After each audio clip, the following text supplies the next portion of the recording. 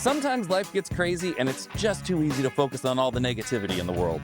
Welcome to the audio antidote to that. On this show, we highlight the amazing and positive work being done in the world to remind ourselves that there is hope out there for the future. And along the way, we'll pick up some new perspectives and ideas so we can all work together to make the world a little bit better.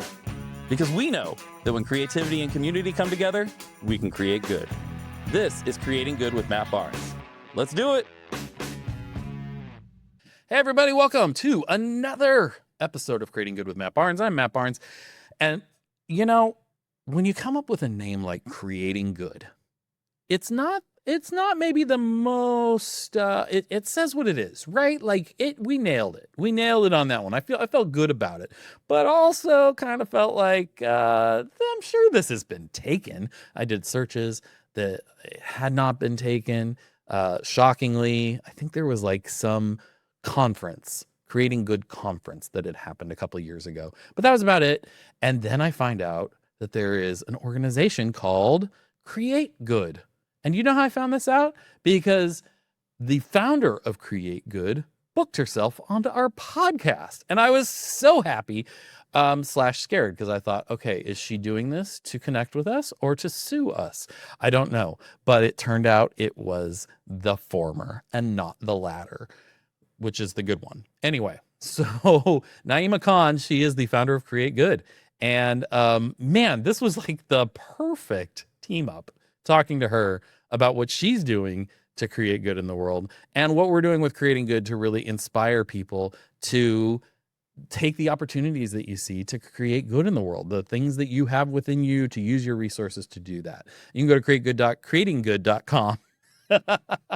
See, I'm getting confused because she's creatinggood.co is our website, and you can go there and learn more about how we are mobilizing people to create good in the world. We have our amazing Creating Good magazine, and I can say amazing because I had very little to do with it. My team freaking knocked it out of the park on this thing, and it tells incredible stories of people who are dedicated to creating good in the world. And the design and everything is so beautiful. If you're here in Southern California, please stop by Rogue Collective in Newport Beach and pick up a copy. If not, go to creatinggood.co and you can see the digital copy there, the amazing design work that these guys did to tell these stories. I'm so proud of it. Just so proud of it. But today on the show, the founder of Create Good, Naaima Khan, is here. And she's just a fascinating individual. I learned so much from her. She is all about helping leaders across different sectors align their actions and their values clearly, courageously, and collectively. Really looking at like, who am I and how do I make sure that my actions actually line up with what I say I want to be about, and I go for it.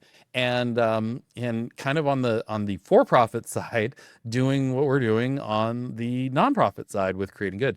And I love this conversation so much. Naaima Khan, welcome to the podcast. Thank you so much for being here. Thank you for having me, Matt. Absolutely. So excited to get to know you and hear everything that you're all about. But before we jump into that, we always start with a segment we call 3 Random Questions, very cleverly named because we ask you 3 random questions. So are you ready? Yes. Okay, here we go. These ones aren't too hard. What is your favorite animated movie? This is actually difficult. Difficult because you have so many to choose from, or difficult because you don't watch animated movies? Difficult because I am trying not to promote a certain brand and industry. If you catch my drift. I hear you. I hear you. But I guess I would say, all other things barred, I guess I really did enjoy the movie with the moving house. I'm like not recalling the name of it off the top of my head. No, not it's the Encanto. Oh, Yeah. Encanto was fantastic. I love that. Yeah, Yeah, that was fun. All right, question number 2: what would your bucket list vacation location be, or destination? yeah. This one is Granada, Spain. All right, have you been there? Yes. I have been there, so it is kind of a ticked off the bucket, but I almost wanted to, like, move there, so Oh, I wow. definitely wanna go back. What was Yeah. it about Granada, Spain that you love so much? Just the cosmopolitan nature of like, you can find almost every language and, spoken on the street, Yeah. and it's just such a wonderful vibe there, and I feel like there's a really great history, Yeah.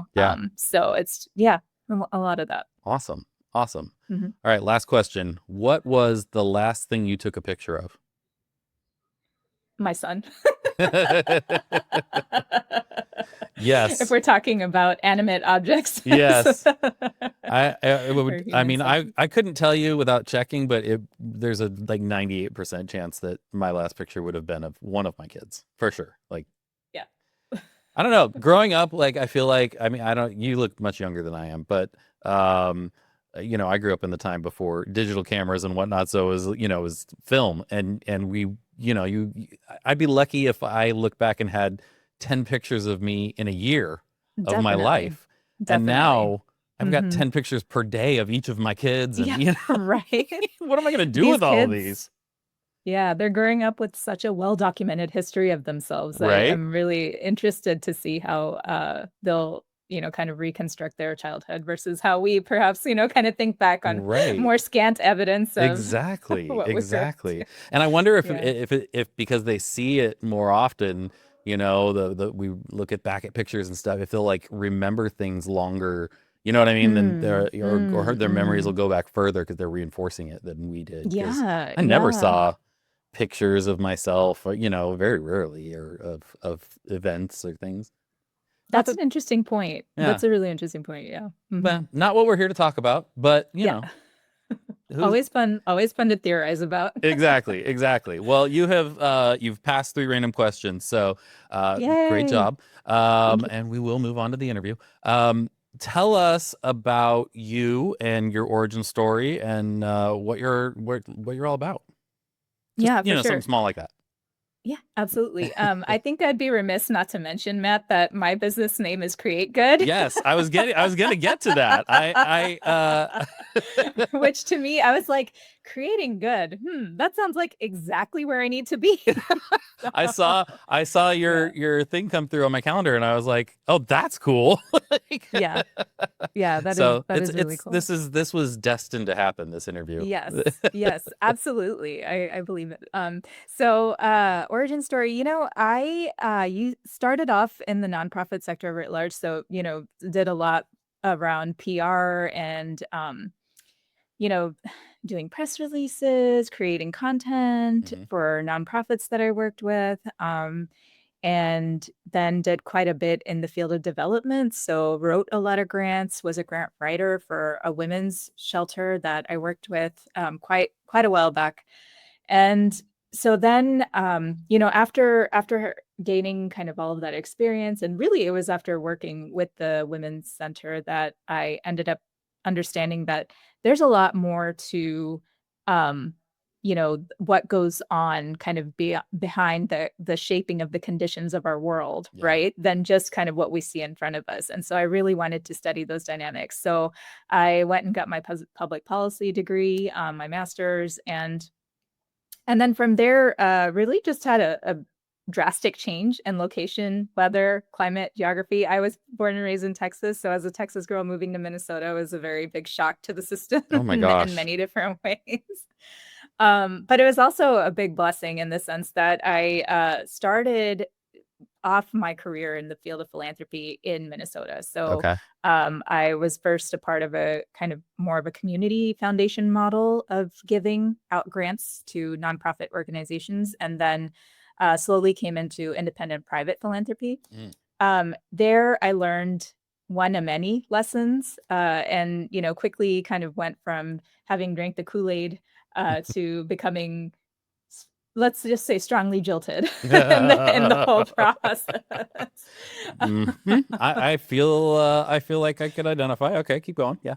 Yes, as many do, right? Yeah. And so ended up just really realizing that I had to strike out on my own to answer deeper questions, like if we are saying that we care about equity, about and justice, how do we center that in our strategies? If we're saying that we care about, XYZ values, how are we actually measuring that we're doing said things, right? and Right, and so right. to me it became a lot more about accountability, because what I often saw in so many of these nonprofit philanthropic spaces, unfortunately, is a lot of strong lip service, Hmm. unfortunately.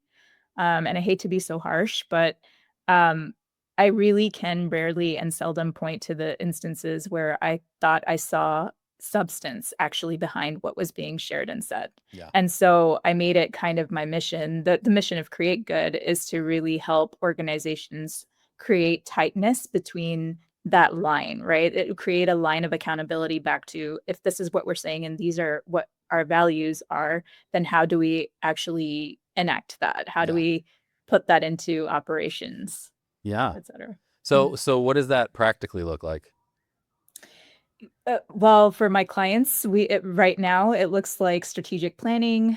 We take a look at, from their mission, from their core identity statements as an organization on up through how they strategize, how they allocate resources, how they determine, communications, all that. We look at how they align all of that to get to their goals, their stated goals. And then we also do evaluation work. So Mhm. we take a look at what is the evaluation framework that an organization is using. How comprehensive is it? Does it identify root causes, right? What Mhm. are the data points that organizations are gathering to provide evidence that they're actually saying what they are setting, that they are doing what they are saying that they set out to do. And how do we continue kind of, again, creating that, closing the gap between a lack of accountability in the broader sector and, Yeah. just kind of And practice. are you Yeah. working primarily with nonprofits? I have primarily worked with nonprofits. I have worked with a couple of businesses too, so I don't discount Yeah, yeah. the private sector ever. But I do think that there is a lot more, movement around social good, particularly in the nonprofit philanthropic spaces. Yeah, So. yeah. But there, I Mhm. think you're right. There's also a lot of, and I hesitate to throw people under the bus too much for this, even though part of me wants to. But I think, the part of the reason that nonprofits, I think, struggle so much with actually doing, having that accountability, or is the system that they are in is sometimes working against them, and they end up playing a game to, the kind of the nonprofit game, instead of getting to focus on doing the things that they actually started out to do. Have you Right. experienced that a lot?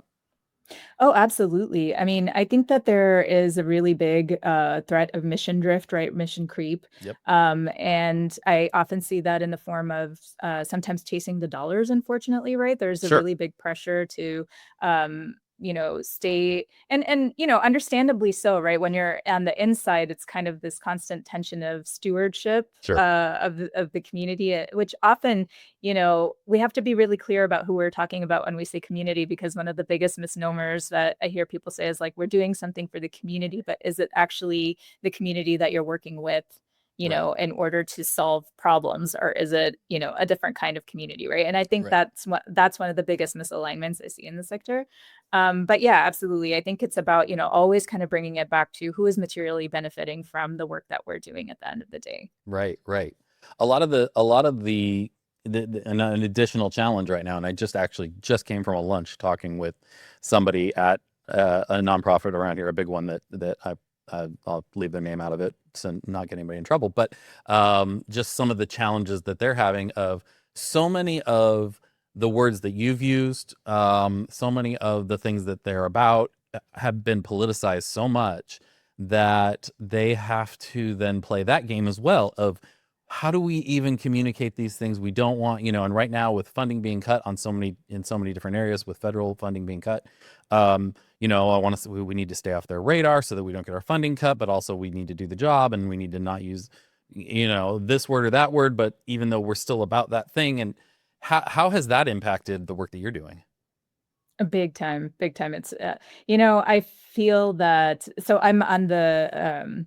I'm on a board that serves a community of independent consultants like myself. Yeah. And I have just seen such a drastic change in the landscape of how people are working and what work is even available, to us as consultants, right? And Right. so you can imagine just kind of the enormous shifts that have actually taken place with the funding landscape shifting so quickly, in terms of intermediary organizations, which includes like research organizations, regranting organizations, but then also just direct service organizations themselves, right? Yeah. And so you have, and a lot of it, honestly, I would say some of it is a chilling effect that Yeah. comes from, the tacit kind of disapproval of the powers that be, right? Right. Of language that we know is really important in Yeah. terms of, carrying a political analysis that helps us really be effective. At the end of the day, I think it's all about being effective, right, Matt? Right. So whether you use language A, B, C, or D, I mean, if it's getting you to the goal,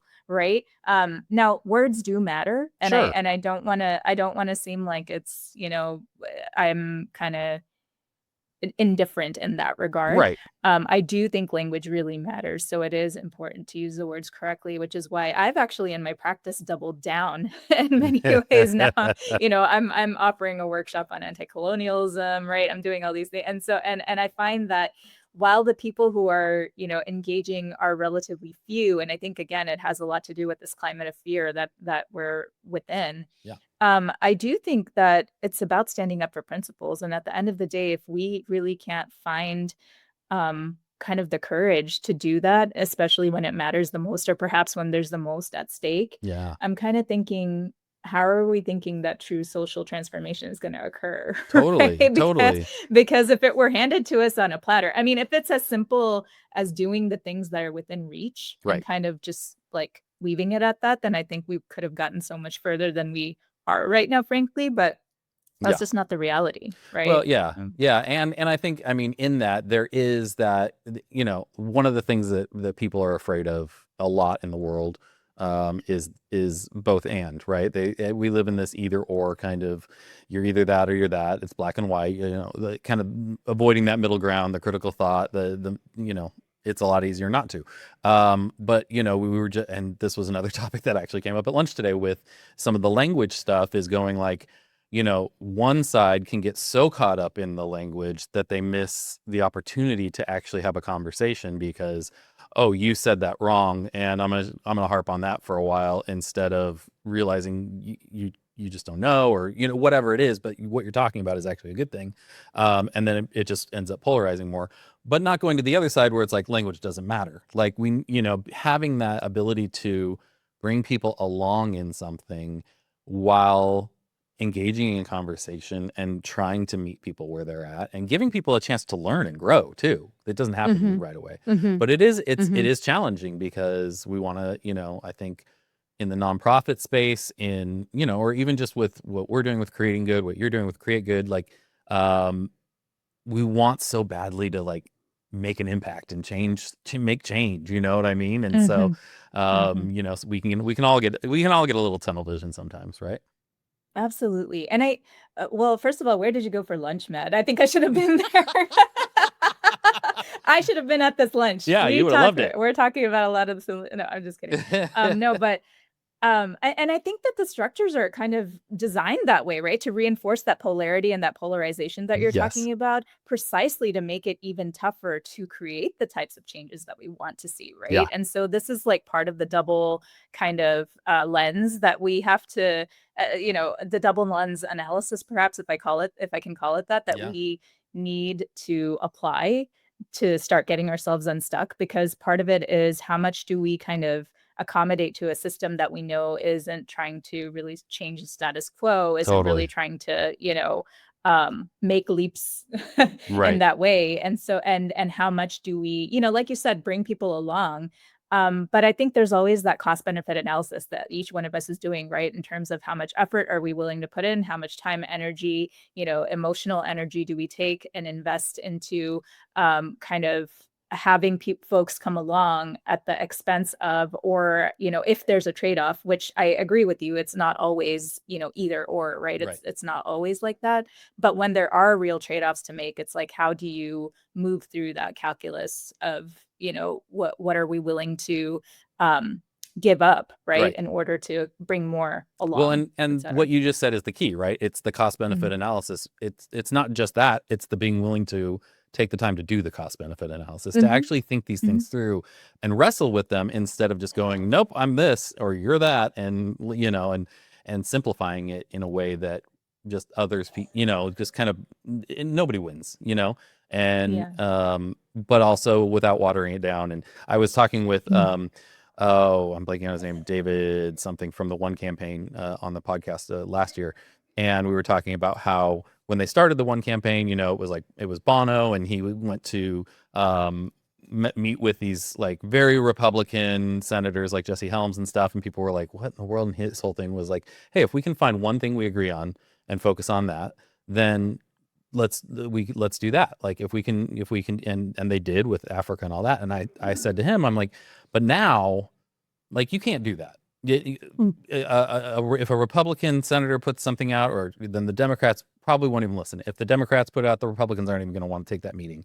So what does that look like today? And he was saying, it really has flipped to where it has to start at the personal kind of grassroots level. It has to start with the people.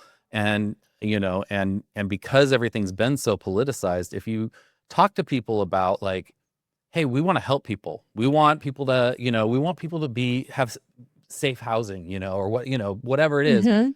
then the people are Mhm. like, yeah, of course. But if you say, hey, we're trying to fight homelessness, then that's a trigger word. But if you start with that and then work your way to that, then it's like, oh, that's what this is. Oh, okay. Then you can kind of ease people in. And I just thought that was so interesting, of like that intentionality of we get there with the language, and we get there with what we're doing, but you can bring people along, and it's a little more work than it used to be. Mhm. And, that's a really interesting point because, truth be told, I feel that any type of, if we look back at social movements and throughout our history, perhaps, with even beyond the United States, it's always been people connecting with Yes. one another, right? That's Right. that's kind of created true sea change. I mean, and I find that that again kind of reinforces to me this idea that we kind of have to learn to take a critical enough analysis to what we're seeing and what we're hearing to understand kind of the political theatrics level, I'll call it, right? Right. To understand like where people exactly want us to get stuck, which talking points they want us to, leave each other at, right? Right. And then really kind of understand like what is at stake here, what is our common interest, because I mean, I would suspect that if you get any group of like 10 average American folks in a room, there are several things that we have common interests that, are we hold common, understanding and sense that Yes. that these types of changes would bring better quality of life for us here, right? But and then of course the means and the methods and all of that, that's where you have the conversation and the dialogue. Yeah, yeah, for sure. What, like, as you work with, I would assume this is easier with nonprofits because they're so mission based, obviously. With for profits, you get in there and you've got a company that says, hey, we do this thing, but we're also about this. We want to be, I don't know, sustainable, or we want to be, we want to support, whatever it might be. But then you've got people in the company who probably fall on a lot of different parts of a political spectrum or of an ideological spectrum. How do you deal with that? How do you approach that when you're coming into a situation where there's that kind of diverse viewpoints, Mhm. and you're trying to mobilize, but especially like I said with the for-profit, it's not maybe their main thing, so it may not be why they signed up to be working there. Mm. Yeah, it's interesting because I think through my marketing, right, Yeah, I have actually um attracted the clients that are ideal fits for the type yeah, of work that I do, right? And so I I've actually observed that there is some pretty I won't say that everyone's equally aligned on everything, but I yeah, will say that there's a pretty strong sense of what the North Stars are, right? yeah, Enough to where we can get some type of traction, some type of meaningful movement in terms of where they're willing to go and how they're willing to get there. And so, like, for me, I mean, and don't get me wrong, like whenever we do a process, whether it's strategic planning evaluation, there are always constituents that we spend time developing consensus, right? We Sure. spend time understanding, right, what the sore points are, et cetera. But our the core of the matter is that our systems are seldom set up to actually surface those tensions in meaningful ways that Right. get you to some type of resolution, right? And so more often than not, we end up, understanding this like manufactured consensus almost, I want to say, and it's like, how do you actually grapple with the tensions within that in a meaningful, substantive way so that your work becomes, honestly, again, like I'm saying, like more effective, right? Right. Because when we deal with at our work at an intellectually honest level, I think we just get a better product at the end of the day. Of course. Yeah. Yeah. Yeah. Yeah. Yeah. I want to shift a little bit and talk more about you in particular, like because with creating good, our whole goal really is to help people realize that you have what you need to create good in the world. Your talents, your gifts, your abilities. It doesn't mean you have to go start a nonprofit, or I mean you can, or even a business. It could be just being intentional with the community that you have and with the conversations you're having with your neighbors, or whatever it might be. But reminding people that intentionality there.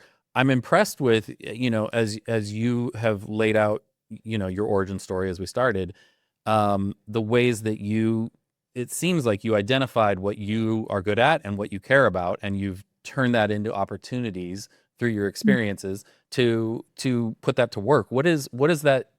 What was that turning? Was there a turning point for you, or was that something that you just kind of always knew, like I'm going to be about this thing, or what was that for you? No, I would say there are many turning points, perhaps. Yeah. It's certainly not a linear kind of path, but I do think that there are certain, conversations you have or certain realizations, like you read and you learn. And I'm a big reader. I have like stacks of books Yeah. Yeah. surrounding, you can't really see. But and so I find that the more I'm educating myself outside of the bounds and parameters of, I guess, what we would consider a typical or traditional education, I find that I push my thinking more. And that has honestly opened up a lot of like internal lights, Yeah. like not just within the head, but in the heart. And I really try and follow those lights wherever they lead me, right? And the path isn't always, again, like straightforward. It's often topsy-turvy. But what I find is that the more I kind of challenge myself Hmm. mentally in that way, and perhaps even spiritually, like the more I am building and developing my own theory of, right, like how kind of the world operates, how we ought to operate in the world. Hmm. And again, like what type of results are we focused on at the end of the day, right? With the kind of finite time that we have here on Earth, Yeah. right? Yeah. Because that's the one common thread for everybody, regardless Right. of whether we admit it or not, is that we have a finite time here. And so, how do we really and I don't really want to, reinforce capitalist logics and kind of say maximize or things like that. But how do we really kind of um, find the potential to our deepest ability to Right. create that type of change and to seed that type of change? Because honestly, sometimes this is not like one and done or even a lifetime's worth of work. It's generational work, right? Oh yeah. Some of these issues, right? Particularly with really tough, intractable problems, or perhaps what we've been told are intractable, Right. Right. wicked, complex, VUCA, right? All these jargon Yeah. or jargony Yeah. terms Yeah. that like homelessness, perfect example, Yeah. right? If you're in the nonprofit, kind of world, just the amount of regulations Right. and bureaucracy and, rules that you have to know to even provide services, Yep. let alone, kind of structurally address policy at a larger level, right? It boggles the mind. Like Yeah. we have created so many elaborate kind of ways to obfuscate Yeah. the true means and avenues toward change that we can't even sometimes see past like what's directly in front of us, right? And Right. so it's about taking like that longer view and that lens of saying like, okay, this is just the shell of the thing. We know we have like the knowledge and the working, kind of understanding of these things, and so how do we then move beyond that, right? How do we Right. build our networks and network ourselves, kind of in that way to create these larger movements around these things? Because that's what it will take. Yeah. And to your point, like things that take generations. Even then, I mean, it so many of the issues that we're dealing with today, we've been really dealing with for centuries, millennia. I mean, homelessness is not an invention of the 1900s. There have been versions of these things throughout history, and I think certain things where you think you look back on history, which we're not always great students of. Um, and there were times where it's like, oh, we addressed that, cool, and we moved on, and then there it is again. It didn't, Mm, and maybe it went underground, but it never really went away, and until it was emboldened again to come back out. And mm, it is humbling in a lot of ways to think I can do my part, and I need to do my part, but it is part of an ongoing, well after I'm gone saga. This is absolutely. the journey of humanity, Mhm, and that can, I think some people, they just go, oh well, then what's the point? But mm, and then other people, but that has to be, I don't know, for me, that has to be something that I'm contributing to in a positive way. Like, and that's what I want. That's what I want to encourage others to do. I have kids, you have absolutely. kids. Mhm, You're like, I want them to have mhm, a world to grow up in that's better than the one that I had. And mhm. I don't know if that's possible, but I want to do everything I can, Right. you And know? that's exactly what I was about to say when you were speaking there, is like knowing that we each have our little contributions that we're Yes. making, right, into this broader web of things that we're weaving. And so like understanding that in and of itself creates value, even if we can't see the immediate value of that, that Right. creates good in the world, It right? does. And the more that we're able to kind of understand our positionality among all the other things, when none of us are operating a vacuum, right? No. And to your other point, I feel like history is a funny thing, right? Because depending on whose version you read and what time period you start and at what point within the timeline you're focusing in on, Yeah. right? Yeah. I you can either get perhaps very distorted views, Sure. or perhaps very erased views of the true complexity and nuance, right? And Right. and I don't say complexity in the way that phrase is often perhaps used to obfuscate, but really kind of understanding the different points of view, I think, is a critical part of challenging, kind of how the narratives that we've internalized. I mean, I've certainly been educated and socialized in very simplified ways, Yeah. and Yeah. I've had to do a lot of unlearning, right? And a Sure. lot of like relearning to combat that within myself. But then also I think there's this piece about, if you ask folks who have historically lived in, Minneapolis, St. Paul, for example, right? Yeah. That's where I lived for 13 years. So, a lot of folks will say, yeah, there was a point at which homelessness wasn't really an issue in our community, right? Right. And it wasn't only until fairly recently, right, Hmm. that you started having these very structural problems that Hmm. basically, whether it was through the gentrification, or other forms of displacement, Right. that you had these economic inequalities grow so large that people actually became dispossessed, right? Like Yeah. they could not afford housing anymore. They could not afford to be stably housed. And so, I think it's also like, what are the unique pockets that we're in? So what are the histories unique to the places and spaces that we are in? But Yeah. then as you zoom out, right, like what are like you mentioned, these are not the first time these things are Yeah. happening. And so how do we like draw the through threads, and like what can we learn from the past that we can apply Yeah. to the current? Yeah, Yeah. absolutely. Yes, there's so much that we can learn if we take the time to do it. Mhm. And there's so much that's there that we don't even necessarily know is, I mean, I've been listening to podcasts and reading and things in our own history that aren't even that long ago that I'm like, how do I not know about this? How have I not Right. heard about this? Right. I mean, I don't know. Right. There's so many examples that we could get into, but yeah, I think taking that intentionality to learn and grow and want to. I mean, that's become one of the, for me, I didn't start this podcast to necessarily, oh, I want to learn stuff. Like, it was, I want people to be able to tell the stories. But every week, one, I get the wonderful, like, encouragement that there's somebody else out there that I didn't know that is doing good things, and that's just nice to know. That's like this great encouragement I get once a week. But then also, I've learned so much from talking to people like you and getting Mhm. different perspectives. And Mm. I love that. I love learning and growing. I love finding out that I'm wrong about something, and getting closer to, truth and what's actually effective and what's real. But you know, I I think a lot of people, I mean, I know a lot of people have a hard time with that. It's Mhm. they want to It hang on hurts to. initially. Yeah, It yeah, hurts yeah. initially. Oh I yeah. mean, truth, it's really rough to know like, "Oh, I had it all wrong." Yeah. Oh, I mean, And I yeah. feel like yeah, I feel like our egos, right? They just kinda like bite back, Yep. right? It's just like, "No, like you can't be." But that's really the path to growth, right? Is understanding that there is necessarily that unlearning that has to be done in Yeah. order to grow. Yes, for Yeah. sure. I want to ask one thing, if you're comfortable to talk about it. I also have to imagine that being a female, being a minority in place like Texas, growing up there, that had to add additional challenges for you. And I would imagine, you can correct me if I'm wrong.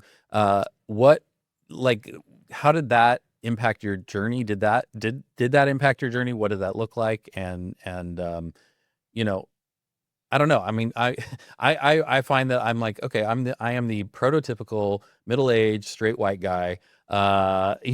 So I'm always fascinated to hear about other people's journeys, because I know how easy I've had it in a lot of ways. Yeah, no, thanks. That's a great question. And just a small, I guess, amendment of language I'd make is minoritized, right? Yeah. Instead of minority. But I would say when you're growing up in large metropolitan areas in Texas, I feel like Texas is known for what it's known for at kind of the national level. Hmm. But Yeah. when you understand the demographics of, again, like these major urban suburban centers, Yeah. they're more often than not, it is highly diverse, Okay. right? And both white diversity and non-white diversity, right? And there's a lot of folks who um kind of end up growing up in these enclaves. Like if folks have experienced anything, I guess I should speak from my experience. So the way that I grew up is I had this really solid kind of South Asian enclave, kind Okay. of within which, our family lived. We had a bunch of community friends. Our community was really strong and growing. And there are a bunch of Muslim folks down here in Texas, a bunch of South Asian folks, and a bunch of women, all that, right? Yeah. And Yeah. Yeah. um so for me, I actually found that I was able to kind of sustain some sense of, I guess, sanity, Yeah. Yeah. growing up, because I felt like I have had that supportive community. Right now, Yeah. of course, you can always juxtapose that with folks who perhaps didn't have, had that minoritized kind of background or experience, but then didn't have necessarily those same supports. And to some degree, that plays out in, being one of the only 2 or 3 brown people in your class, right? Sure. Or et cetera, right? And so I think that definitely, carried its own kind of struggle with it. But I would say for the most part, the diversity here in Texas is really, unmatched in many regards to many different parts of the country. And I won't, I don't Yeah. know the exact like demographic stats and facts, so I won't claim that Yeah. it's the most Yeah. diverse. Yeah. I think New York is a certain, especially New York City is perhaps the most diverse, but I do think that there is quite a bit of diversity here. So it was actually hard for me to move to, other places that Yeah. didn't have as much of that. So, yeah. Awesome. Well, I'm glad to hear that you had that community. I mean, Mhm. it's that community in any sense is just, so important to be able to find your place and find your identity and figure out who you are, you know. Absolutely. Yeah. Absolutely. Well, Mhm. I want to wrap up by asking you the question I always end with, which is, what is it in your job that brings you the most joy? Learning with people. Yeah. Learning with people. Yeah. I mean, just like you, I told a business coach once that I actually love a client, and she was like, "That's different. I've never heard somebody say that thing." And not like a weird No. unethical Yeah. type of, it wasn't like an Yeah. individual or anything. It's an organization. But it was just interesting for me to reflect on her reaction to that, Hey. because I was like, I felt like I had gotten in such a deep relationship with them, and we were just like growing and learning and kind of pushing ourselves. And I feel like I always selfishly benefit more, Yeah. than my clients do from my work, which is hard to say as a consultant because it's like you don't want to be like, oh, you didn't like you grew what, but I do think that, in addition to delivering them the results that they paid me for, Yeah. I think we certainly have this kind of ongoing just right relationship, right? And Yeah. I find that so enriching to my own, life, and of course to my own like worldview just keeps adding, right? And Yeah. I feel like, the more folks that we meet, we just have this like multiplicity, Yeah. right? It's almost like this factorial that we keep kind of growing by, and so it's a really nice experience to have. That's awesome. That's awesome. Mhm. Well, where can people find you, get in touch with you, hire you, whatever they, Yeah, thank you, Matt. So you can find me at https:// Wow. www.creategood.space Okay. online. That is my company's website, creategood.space. And yeah, there's all the information that you need there, including my own contact information, the latest Awesome. workshop series that I'm offering, as well as just the core services that I provide, which includes strategic planning, evaluation, facilitation services. So Awesome. Well, yeah, thank you so much, Naima. You are a delight. This was thank truly you. a joy, and I just what a great service that you're offering people, and Thank what a you, Matt. great name for your company.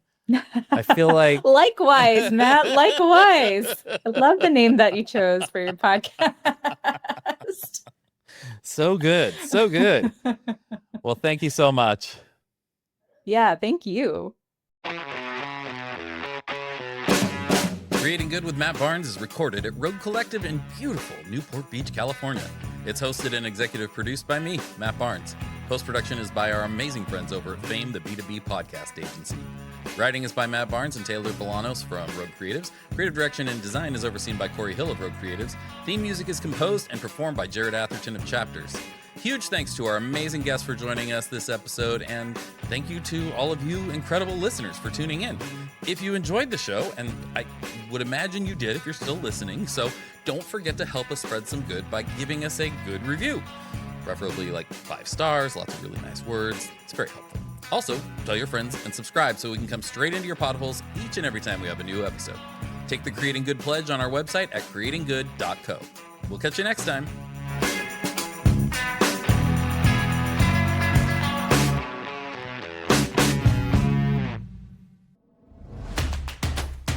This has been a Road Creatives production.